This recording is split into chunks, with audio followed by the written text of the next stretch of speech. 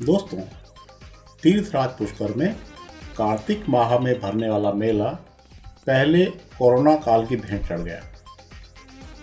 इस बार धार्मिक मेला तो भरा है, मगर लंपी बीमारी के नाम पर पशु मेला रद्द कर दिया गया। इस मसले पर दैनिक भास्कर अजमेर के वर्तमान संपादक आनंद ठाकुर ने तथ्यात्मक व सटीक न्यूज आइटम दिया है। ऐसी कॉम्पैक्ट सूचनात्मक रिपोर्ट्स यदा कदा ही देखने को मिलती हैं। वे साधुवाद के पात्र हैं। इसी प्रकार दैनिक भास्कर अजमेर के निवर्तमान संपादक डॉक्टर रमेश अग्रवाल ने भी सोशल मीडिया पर बहुत कसी हुई और तीखी टिप्पणी की है।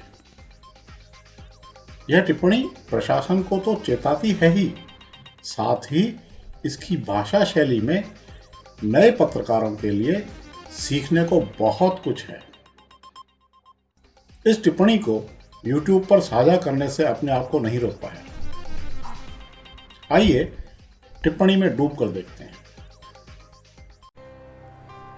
पुष्कर में आज से हिंदुओं का सुप्रसिद्ध धार्मिक मेला सरकारी लवाजमे के भरपूर तामझाम और संपूर्ण प्रशासनिक मुस्तैदी के साथ शुरू हो रहा है। दूसरी तरफ ऐतिहासिक पशु मेला मातमे उदासी, दर्द और पीड़ा के साथ बगैर शुरुआत के ही हो रहा है समाप्त। धार्मिक मेले की इज्जत अफजाई के लिए राज्य के मुख्यमंत्री अशोक गहलोत स्वयं पुष्कर तशरीफ ला रहे हैं और उधर सैकड़ों की संख्या में राज्य पशु घोषित रेगिस्तान के जहाज कथित पशु मेले की हृदय विदारक यादें साथ लिए सैकड़ों की संख्या में बेआबरू से ले रहे हैं पुष्कर से अश्रुपूरित विदाई। मगर इन निरीह से पशुओं की आंख में आंसू निर्मम नौकरशाही के हृदय को छू तक पाएंगे, सवाल बेमानी है। कुछ साल पहले तक पुष्कर मेले में दूल्हे की तरह सजाया जाने वाला राज्य पशु ऊंट इस बार मेला मैदान से दूर तिरस्कृत, अछूत और अवांछित की तरह प्रताड़ित हुआ। उत्तर प्रदेश, मध्य प्रदेश और हरियाणा के अलावा राजस्थान के बाड़मेर, जैसलमेर और बांसवाड़ा जैसे दूरस्थ जिलों से सैकड़ों किलोमीटर की पैदल यात्रा कर पुष्कर पहुंचे ऐसे सैकड़ों ऊंटों के पैरों में इसलिए छाले पड़ गए थे क्योंकि सरकारी आदेशों से ऊंटों का ट्रक में लदान पहले से प्रतिबंधित था। मेले में पहुंचे कई पशुओं के बदन जगह जगह से छिले हुए थे।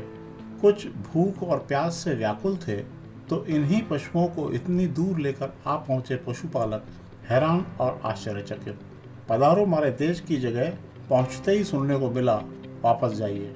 जयपुर में बैठे किसी समझदार ने अक्ल पर पट्टी रखकर तुगलकी आदेश जारी किया और अजमेर में बैठे समझदारों ने आंख पर पट्टी बांधकर इसी आदेश का कोड़ा पशुपालकों पर फटकार दिया।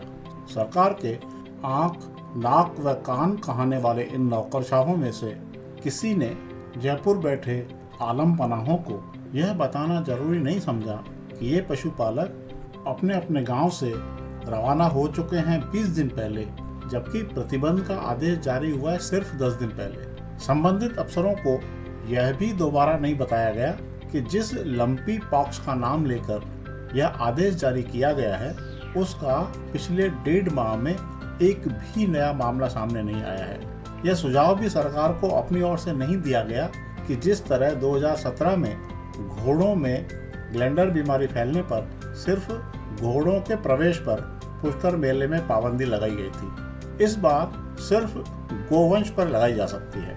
अक्ल की इतनी सारी बातों की उम्मीद छोड़ भी दी जाए तो भी सवाल उठता है कि अजमेर में बैठे सरकारी समझदार अपने स्तर पर ही सही यदि मानवीय संवेदना के 2 संकेत दे देते तो क्या उनका प्रमोशन रुक जाता? जो पशु संवादहीनता की बदौलत पुष्कर आ पहुंचे थे, उनके लिए पानी की खेलियां भरवाने पर क्या किसी अफसर की नौकरी चली जाती? जो पशुपालक तत्काल दोबारा लंबी यात्रा करके लौट नहीं सकते थे, उनकी रात गुजारने के लिए यदि मेला मैदान में कंटीली झाड़ियां साफ करवा दी जाती तो क्या कोई भयानक कानूनी अपराध हो जाता? मगर इन अपेक्षाओं से उलट हुआ ये कि थके हारे, भूखे प्यासे पशुओं को एक मैदान से दूसरे मैदान में दौड़ लगवाई जाती रही और पशुपालकों को निरंतर प्रताड़ित किया जाता रहा। अधिकारियों का पशु मेले के प्रति रवैया देखकर यह संदेह होता है कि कहीं स्थानीय अधिकारी स्वयं ही पशु मेले की इस बला से हमेशा के लिए छुटकारा तो पाना नहीं चाहते। पिछले 6 सालों से पुष्कर पशु मेले में कभी यह तो कभी वह तरह तरह के अड़ंगे लगाए जा रहे हैं, जबकि यही पशु मेला विदेशी पर्यटकों को पुष्कर खींच कर लाता है। यह सब देखते हुए इस आशंका की भी जांच की जानी जरूरी है कि कहीं पशु मेला मैदान की जमीनों को लेकर भूमाफिया किसी नियोजित योजना पर तो काम नहीं कर रहा है।